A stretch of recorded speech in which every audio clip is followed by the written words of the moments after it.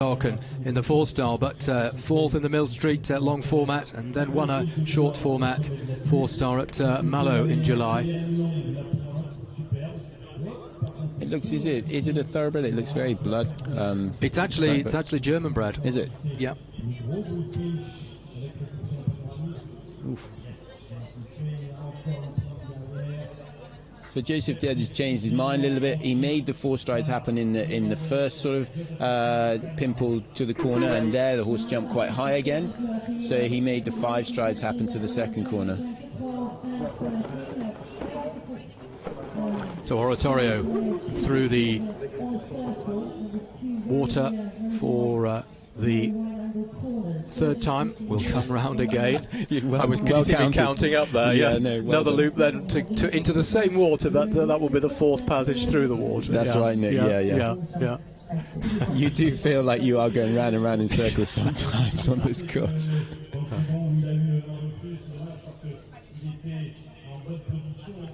It's a careful horse, isn't it? It is. Careful in scope.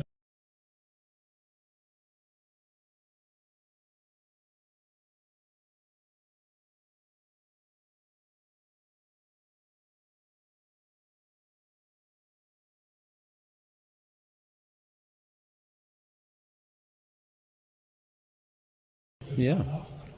Well, Joseph was very pleased with the dressage score on this horse, that he won 0.5, and really looking forwards to getting out on course as they are now, and going very well.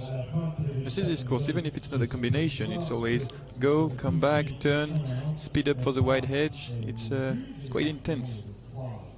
And here he was probably lacking a bit of speed, and he didn't really cover the whole hedge. That privet with the white rails at the front, it is, as I saw it, it's higher at on the landing side. Oh, this is the step up to that. It is. Well done, William. It's like a speed bump. It's something of nothing, but easy to lack concentration and just chip out to the side. Just get it wrong. Yeah, and then you'd be so frustrated. But yeah, you see the horse was wondering, is it really what I'm going to jump? It's too small. It doesn't look like the 5-star track we've been jumping. And it does look like just part of the decoration on the side.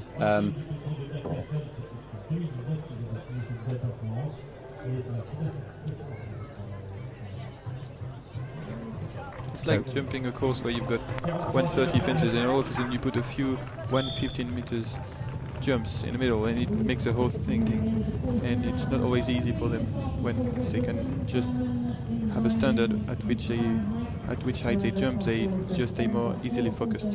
Yeah, it's whether they respect them enough, and concentrate. So it's nice. It looks like he's giving him a good ride round actually, and if that is the correct time there, he's still not far down on the clock, even with that mistake. So he's kept pushing. Done very well.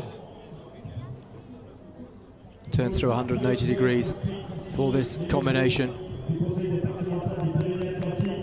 I know William thinks a lot of this horse, and you can see why. I mean, that was a really unfortunate 20 penalties, and I'm sure he'd be kicking himself because he's had a great round other than that.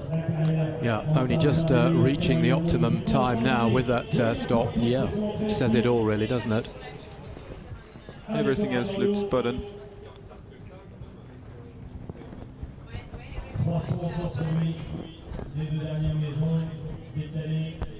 Commentary box sitting up there for the second element of that penultimate fence. William does hunting, doesn't he? He does. He looks like that too, huh?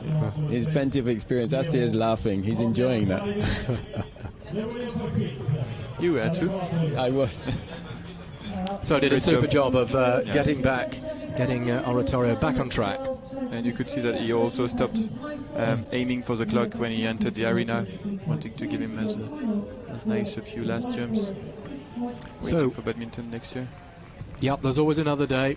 Always another day. William Fox-Pitt and Oratorio, they complete with a total of 60.6 after the first 2 phases. Back with Joseph Murphy.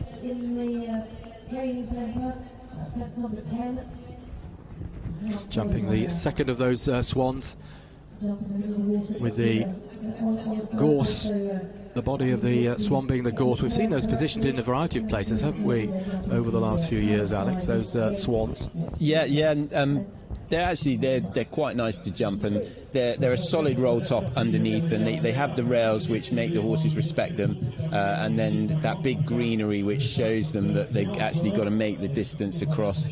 But if, like William, when he came through and his horse took off a bit early, they can slide across the top.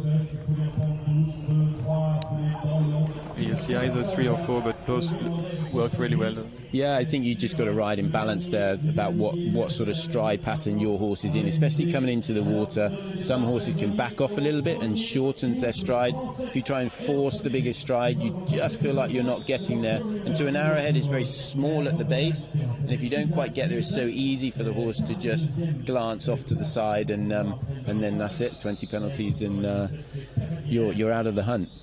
And the Mieux Pierre that Joseph was just jumping there, those very impressive and beautiful slabs of stone as the base and the body of that fence. Yeah, that's a less forgiving fence, that one, if you hit it. But the horses do seem to respect that and give it a fair bit of distance.